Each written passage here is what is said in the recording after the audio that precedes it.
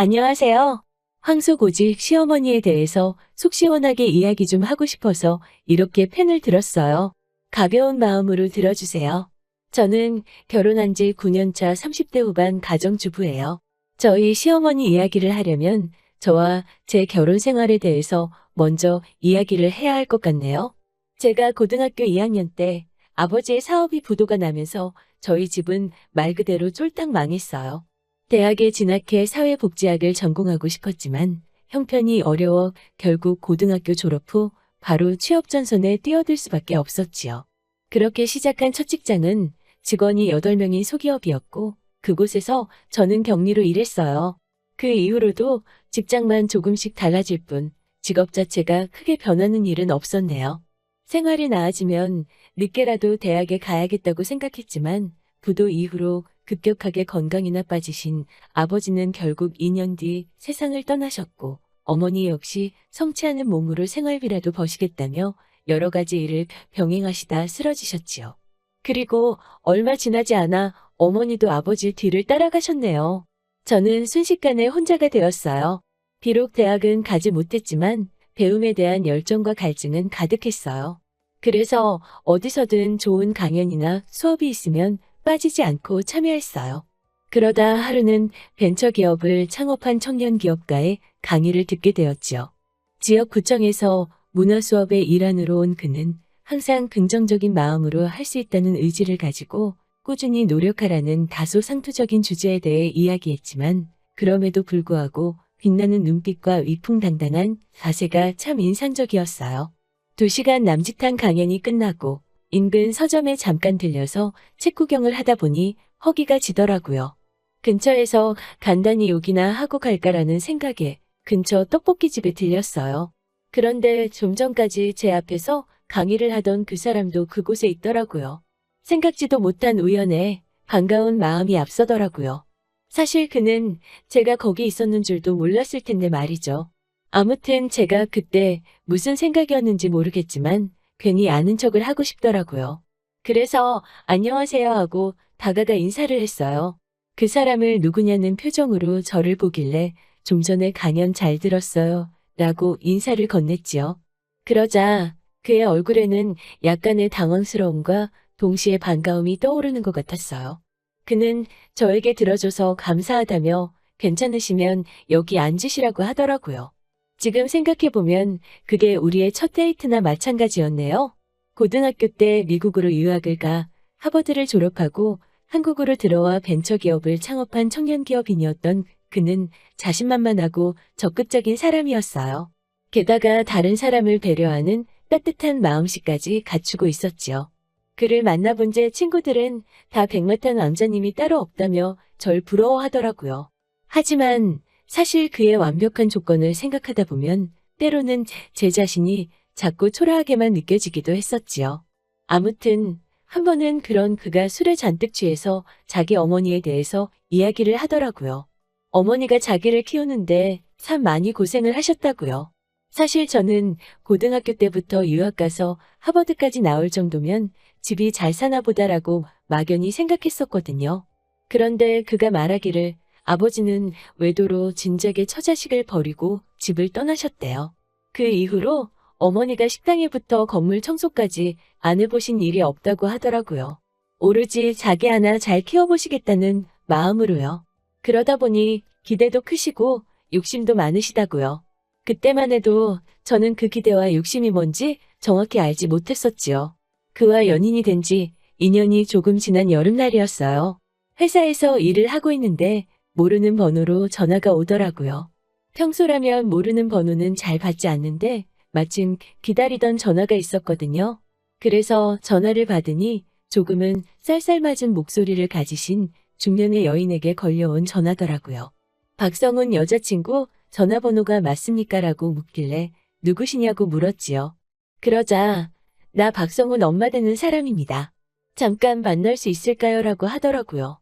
저는 알겠다고 대답은 했지만 사실 순간 깜짝 놀라고 긴장한 탓에 지금도 정확히 뭐라고 대답했는지 기억이 나질 않아요. 하던 일을 정리하고 회사 근처 카페에서 그의 어머니를 만났어요. 귀 밑에서 찰랑거리는 검은 단발머리에 뿔테 안경을 쓰신 어머님은 한눈에 봐도 성격이 세고 깐깐하다는 느낌을 풍기셨어요. 어머님은 저에게 뭘 마시겠냐고 묻지도 않으시고 종업원에게 커피 2잔을 주문하시더군요. 그리고 커피가 나오자 본격적으로 이야기를 시작하셨어요. 아가씨, 거두절미하고 이야기할게요. 내 아들이지만 정말 멋있지요? 키 크고 인물 좋지, 학벌 좋지. 게다가 아들 사업도 승승장구하고 있고. 그런데 듣자 하니 아가씨는 대학도 못 나온 고졸의 경리라면서요. 사람이 매사 욕심을 지나치게 부리면 안 됩니다. 항상 자기 분수에 맞게 살아야 해요. 양심을 지켜야지요. 내가 더한 말은 하고 싶지 않네요. 이쯤이면 알아듣겠지요? 라고 말하시고는 결국은 우리 아들 옆에서 떠나라는 말씀을 하시더라고요. 그런데 이런 말을 듣는데 눈물 한 방울 나오지 않더군요. 사실 가끔 드라마처럼 어느 날 그 사람의 어머니가 나에게 돈봉투라도 던지시면서 헤어지라고 하시진 않을까 걱정을 하기도 했었어요. 그에 비해서 저는 부족한 게 많은 사람이었으니깐요. 어머님, 죄송해요. 저 그런데 그 사람 정말 사랑해요. 라고 말했어요. 하지만 어머님은 냉랭한 눈빛으로 절 바라보시면서 이런 게 사랑이라면 나는 사랑이 뭔지 모르겠네요. 사람이 지켜야 할 선이라는 게 있는데 아가씨는 그 선을 넘은 거예요. 잘 알아들었다 믿고 갈게요. 우리 아들과의 관계는 제대로 정리해 주세요라며 저에게 예의를 차리시며 하지만 단호하게 말씀하시곤 자리에서 일어나셨어요. 어머님의 뒷모습을 보고 있자 그제서야 제 앞에 놓인 현실이 좀 파악이 되더군요. 그날 밤 저는 그에게 연락해 회사 근처 포장마차로 와달라고 했어요. 사실 그와 2년 가까이 만나오면서도 한 번도 흐트러진 모습을 보여주지 않으려 했었고 솔직히 단 한 번도 잠자리조차 같이 하지 않았어요. 그가 몇 번이고 원했었고 저 역시 그에게 저를 맡기고 싶은 순간도 몇 번이나 있었지만 쉽게 허락하고 싶지 않았어요. 제가 지켜낼 수 있는 유일한 자존심이었다고 말하면 이해가 되실까요? 하지만 어머님을 만났던 그날만큼은 그에게 모든 걸 털어놓고 기대고 싶어지더라고요. 그가 오기를 기다리며 혼자 닭발과 소주를 시켜놓고 한 잔 2잔 홀짝거리고 있었어요. 그리고 혼자서 소주 한 병을 거의 다 끝냈을 무렵 그가 도착했어요. 이런 제 모습을 처음 본 그는 크게 놀랐는지 무슨 일이냐고 묻더라고요. 걱정과 염려가 담긴 그의 눈빛을 보니 울음이 터져나왔어요. 저는 그의 어깨에 기대 오늘은 같이 있고 싶다고 말했지요. 그렇게 우리는 호텔로 향했고 저는 그에게 밤새도록 몇 번이고 위로를 받았네요. 비록 어머님이 헤어지라고 말씀하셨지만 그게 말처럼 그렇게 쉽나요? 어머님과의 만남 이후로는 하루하루 살얼음판을 걷는 기분으로 그와 만나고 있었어요. 다니던 직장도 그만두고 그의 회사에서 일을 돕기 시작했어요. 그리고 2달 정도 지났을 무렵 저는 제가 임신했다는 사실을 알게 됐어요. 저는 그에게 조심스레 제 임신 소식을 알렸어요. 혹시 싫어할까봐 너무 무섭고 걱정되더라고요. 그런데 정말 다행스럽게도 그는 정말 진심을 다해 삘듯이 기뻐하더라고요. 그러면서 앞으로 평생 행복하게 해줄 테니까 자기만 믿고 따라오라고 하더군요. 얼마나 든든했는지 몰라요. 이튿날 그가 집에 인사를 가자고 하더라고요. 무섭고 걱정스러운 마음이 컸지만 언젠가는 넘어야 할 산이라 생각하고 그를 따라갔어요. 하지만 다행히도 어머님은 제가 임신을 했다는 이야기를 들으시고는 단 한 번의 한숨을 내쉬시는 것 말고는 어떤 말도 하지 않으셨어요. 그저 저희에게 아이 먼저 낳고 식을 올리도록 하자고 하시더라고요. 그와 저는 좋아서 어쩔 줄 몰랐지요. 저는 어머님께 정말 감사하다며 잘하겠다고 눈물로 인사를 드렸고 어머님도 이제 내 식구라 생각할 테니 지난달 내가 너에게 했던 모진 소리는 잊어버려라 하시더라고요.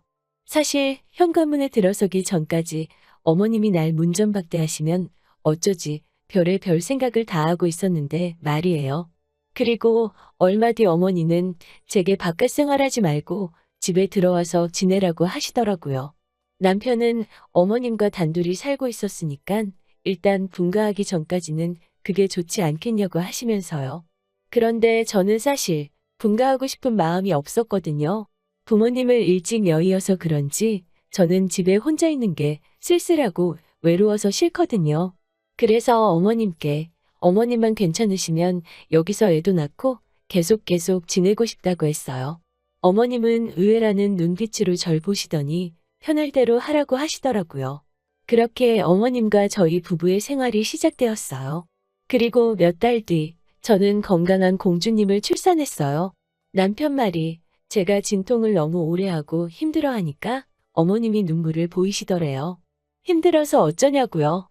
그 말을 듣는데 가슴이 뭔가 찡하더라고요.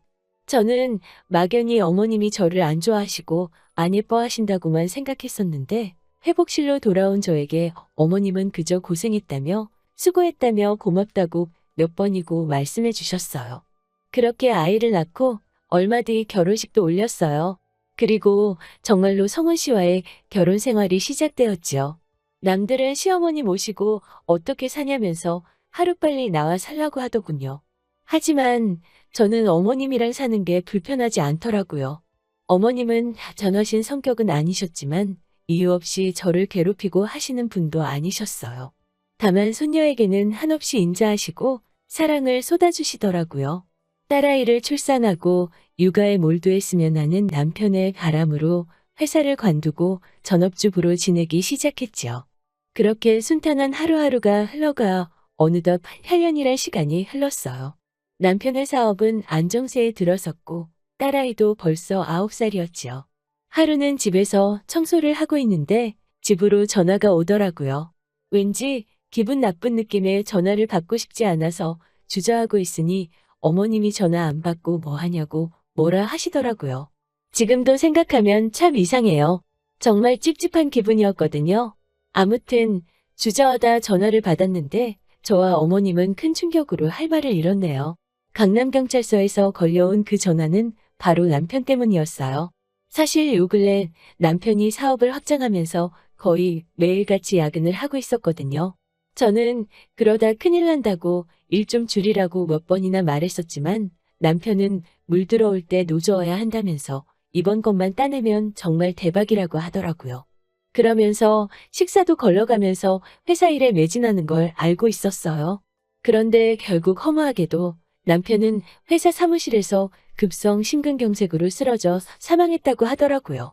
혼자서 있었던 탓에 발견도 늦어 어떻게 손써볼 겨를도 없이 떠났다는 거예요. 그렇게 야근하게 내버려두지 말았어야 하는데 도시락이라도 싸들고 가볼 걸, 그때 전화라도 걸어볼 걸, 생각이 꼬리를 물기 시작하니까 남편을 죽게 만든 게 나인가라는 생각까지 들더라고요. 한번 그 생각에 도달하니까 머릿속이 터질 것 같이 괴로워서 미치겠더라고요. 그렇게 고통스러워했을 순간에 아무도 곁에 없었다는 잔인한 현실에 가슴이 찢어질 것 같았어요. 저는 할 말을 잃고 손발만 덜덜 떨면서 눈물을 쏟아내고 있으니 어머님이 도대체 무슨 일이냐고 저를 흔드시더라고요. 저는 가까스로 어머님께 소식을 알렸고 어머님은 얘기를 듣자마자 졸도하셨어요. 결국 구급차를 불러 어머님을 병원으로 모셨어요. 남편이 잠들어 있는 병원이었지요. 그렇게 남편을 허망하게 보냈어요. 장례식이 끝나고 돌아온 집에서 어머님은 기력 없이 쓰러져 계시더라고요. 차마 지켜보고만 있을 수는 없어서 죽을 끓여서 어머님 방으로 갔어요. 방문을 여니 액자 속 남편의 얼굴을 품에 안으시곤 오열을 하고 계시더라고요. 제가 식사 좀 하시라고 하자 저를 노려보시더니 대뜸 죽그릇을 내동댕이 치시더라고요. 그러더니 저에게 악다구니를 쓰셨어요. 네 남편 죽었는데 너는 밥이 목구멍으로 넘어가냐면서 네가 내 아들을 잡아먹었다고, 네가 이 집구석에 들어와서 이 사태가 일어난 거라며 저를 방문 밖으로 밀어내시더라고요. 그런 일을 며칠이고 당하자 저도 더 이상 버텨낼 수가 없었어요. 현실이 버겁고 남편이 그립고 다행인 건 어머님이 손녀를 귀여워해 주셨으니까 손녀를 모른 척 하시진 않으실 거라는 믿음이 있었지요. 그리고 그날 저는 그동안 모아두었던 수면제를 입안에 쏟아붓고 그렇게 긴 여행을 떠나려 했었네요.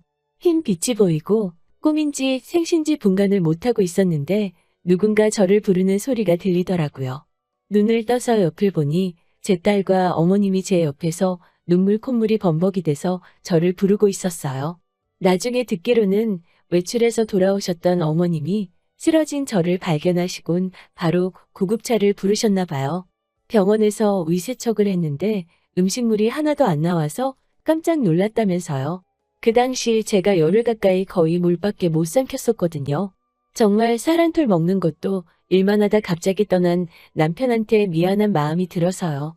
병원에서 퇴원해 집으로 돌아온 저는 더 이상 슬픔에만 잠겨 있을 수는 없었어요. 어머님과 딸을 위해서라도 제가 생활전선에 뛰어들어 하면 냈지요. 인근 마트에서 계산원으로 일하고 시간이 나면 근처 식당에서 한두 시간 설거지 아르바이트를 하며 생활비를 벌기 시작했어요. 사실 남편이 죽으면서 딸아이 앞으로 얼마간의 지분을 남겨주긴 했었지만 그건 딸아이 것이고 그걸로 당장의 생활을 꾸려나갈 수 없었기 때문에 일을 해야만 했네요. 그러던 어느 날 어머님이 모처럼 밖에서 식사나 하자고 저를 불러내셨어요. 그런데 나간 곳에는 웬 남자가 한 명 나와 있더라고요. 세무사라는 그 남자는 저처럼 아내랑 사별을 한 사람이었어요. 알고 보니 어머님이 소개팅을 주선하신 거예요. 번갯불에 콩 구워 먹듯 후다닥 커피 한 잔만 마시고 도망치듯 집으로 돌아와 어머님께 어떻게 된 일이냐고 따져 물었어요. 지금 저를 쫓아내시려는 거냐고 묻자 너는 그렇게 좋은 남자 소개해줬으면 고맙습니다는 못할 망정 왜 승질이냐고 화를 내시더라고요. 제가 언제 좋은 남자 소개해달라고 했냐고 하자 시어머니한테 그게 무슨 말버릇이냐고 역성을 내시니 어이도 없고 짜증도 나더라고요. 그렇게 며칠이 지난 뒤 소름 끼치는 일이 일어났어요. 어머님과 딸은 백화점에 가고 저는 혼자 집에서 텔레비전을 보고 있었는데 누가 현관 비밀번호를 몇 번이나 누르더라고요. 계속 틀려가면서요. 혹시 도둑인가라는 생각이 들어 인터폰으로 현관을 내다보니 어머님이신 거예요. 놀라서 저는 문을 열어드리고는 왜 이렇게 틀리세요라고 하자 갑자기 기억이 안 나서 그랬다고 하시더라고요. 그런데 어머님만 계시고 딸이 안 보이는 거예요. 어머님께 가영이는 어디 있냐고 묻자 어머님이 가영이를 왜 나한테 묻니라고 하시는 거 아니겠어요? 어머님은 정말 기억을 못 하시는 것 같았어요. 놀라서 어머님이 가셨던 백화점으로 뛰어가 그 일대를 샅샅이 뒤지니 다행히도 가영이가 백화점 지하 푸드코트에 앉아 있더라고요. 얼마나 놀랐는지 집에 와서도 한참이나 가슴이 진정되지 않았어요. 제가 가영이와 함께 집에 들어오자 어머님은 이렇다 저렇다 말씀 없이 눈물만 흘리시고는 방에 들어가시더라고요. 저는 속으로 어머님도 많이 놀라셨나 보다 짐작만 했을 뿐이지요. 지금 생각해보면 제가 좀 더 빨리 눈치챘어야 하는 건데 말이에요. 며칠 뒤 집안 청소를 하다가 저는 어머님 방에서 생각지도 못한 것을 발견했어요. 그건 바로 어머님의 진단서와 약봉투였지요. 얼마 전부터 뭘 챙겨 드시길래 뭐냐고 여쭈니 영양제라고 하셨었는데 진단서를 보니 노인 성치매라고 되어 있더라고요. 어머님이 그동안 보이신 이상한 행동들은 어머님의 치매 증상이었던 거지요. 그저 먹고 사는데 급급해서 어머님의 변화도 빨리 눈치채지 못했던 제 자신이 어찌나 바보 같고 속상하던지요. 하지만 어머님은 그 사실을 저에게 알리고 싶지 않으셨는지 그 약봉지를 옷장 바닥 구석에 밀어넣어 숨겨두셨더라고요. 어머님의 자존심을 지켜드리고자 저도 그 자리에 다시 넣어놓고 아무런 내색도 하지 않았어요. 그렇게 어머니와 저희 연극이 시작되었네요. 그러던 어느 날 아침 별일 없으신가 하고 어머님 방에 갔더니 소변으로 이불이 흥건하더라고요. 어머님은 저를 보고 어쩔 줄 몰라 하시고요. 저는 아무것도 모르는 척 물 쏟으셨어요? 라고 말하곤 조용히 그 이불을 가지고 나와 세탁기에 넣었어요. 돌아가는 세탁기 앞에 쪼그려 앉아 한참을 울었네요. 그리고 이튿날 어머님은 어디서 구하신 건지 여러 개의 결혼회사 전단지를 꺼내어 보여주시더라고요. 제가 웃으며 어머님, 남자친구 필요하세요? 하고 여쭙자 내가 아니고 너라고 하시는 거예요. 저더러 얼른 좋은 사람 만나서 이 집 나가라고 그러시더군요. 제가 도대체 왜 저를 못 내쫓아서 안달이시냐고 그러자 만사 귀찮으니까 너도 가영이도 다 내 눈앞에서 사라지라고 하시더군요.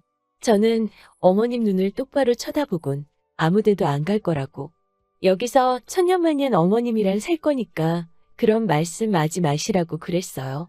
어머님이 또 남자 소개시켜준다고 하시면 저도 이제 동네 할아버지들 다 모시고 올 거라고요. 어머님은 그제서야 흐느끼시며 내가 치매라는데 더 아파지면 네가 힘들어서 안 된다고. 너 내보내고 요양원에 가려고 하니까 가영이 데리고 나가라고 그러시더군요. 내가 그동안 너를 그렇게 힘들게 했는데 무슨 면목으로 너를 붙잡으냐고요. 하지만 저에게는 어머님이 친정어머니나 마찬가지거든요. 저는 그런 약한 말씀은 하지 마시라며 어머님을 꼭 안아드렸어요. 하지만 어머님의 병세는 하루가 다르게 악화되더군요. 한 번은 어머님이 방에 계신 걸 확인하곤 안심하고 부엌일을 하고 있었는데 그 잠깐 사이에 어머님이 집을 나가셨더라고요. 신발도 짝짝이로 신고 어머님을 찾기 위해 무작정 대문 밖으로 달려나갔어요. 동네를 샅샅이 살폈으나 찾을 수가 없었지요. 평소에 아들 보러 가고 싶다는 말을 입에 달고 사셨기에 혹시 버스 정류장이나 지하철역에 계신가 싶어 가보니 버스비가 없다고 승차를 거절당하고 계시더라고요. 또 하루는 갑자기 가만히 있는 장롱이 빙글빙글 돌아서 어지러워 죽겠다고 하시더라고요. 왜 가만히 있는 장롱이 돌겠냐며 함께 장롱을 만져보고 어머님을 장롱에 기대어 서보기도 했지만 도저히 믿지를 못하시더군요. 저에게 장롱 좀 못 돌게 하라고 조르기 시작하시면 제가 할 수 있는 일은 아무것도 없었지요. 그저 장롱을 가지고 이리저리 말 그대로 생쇼를 해가며 어머님이 포기하실 때까지 기다릴 뿐이었어요. 점점 어머님의 상태가 심각해지자 하루는 담당 의사 선생님께서 저에게 조심스레 어머님을 요양원에 보내시는 게 좋겠다고 권유하시더라고요. 그리고 그때 생각지도 못했던 사람이 저희를 찾아왔어요. 그건 바로 어머님의 딸이었지요. 사실 남편에게는 누나가 한 명 있었어요. 어머님이 한 푼 두 푼 모아두었던 돈을 들고 남자랑 야반도주를 했다라고만 들었던 그 누나였어요. 건너 어머님이 아프시다는 이야기를 듣고는 유산이 탐나서 온 것 같다고 동네 이웃들이 수근거리더군요. 신우는 어머님은 요양원에 모시고 이 집은 팔아야겠다고 하시더군요. 친딸이 나타나서 저러니 제가 뭐라고 할 방법이 없었어요. 그저 어머님께 자주 찾아뵙겠다 말씀드렸지요. 어머님은 그 와중에도 제게 내 생각은 하지 말고 네 인생 살라고 하시더라고요. 그런 저희를 보며 신우는 엄마도 적당히 하라며 요양원 가면 밥도 잘 주고 사람들도 잘해준다는데 뭐가 걱정이냐면서 빈정거리더라고요. 자기 남동생이 죽었을 때도 코빼기도 안 비치더니 아파트 판돈 챙기려고 나타난 신우가 정말이지 인간이 맞나 싶더군요. 어머님은 신우에게 이런저런 말씀도 하지 않으셨어요. 하지만 돌아 누워 계신 어머님 어깨가 들썩이는 걸 보곤 울고 계신다는 걸 알 수 있었지요. 그렇겠지요. 거의 10년도 넘게 연락도 없던 딸이 오자마자 엄마 어떠냐고 묻는 게 아니라 요양원에 보낼 궁리만 한다는 현실이 얼마나 서글프셨겠어요. 그런데 이튿날 아침 어머님이 다급한 목소리로 저를 불러내시고는 얼른 어디 좀 다녀오자고 하시는 거예요. 그렇게 간 곳은 부동산이었어요. 부동산 사장님은 다 준비해 두었다면서 녹음기와 카메라를 켜서 저희를 찍기 시작하더라고요. 어머님은 저에게 아파트 명의를 양도해 주시려고 하시더군요. 이 아파트가 그래도 재개발 호재도 있고 해서 가격이 많이 올랐거든요.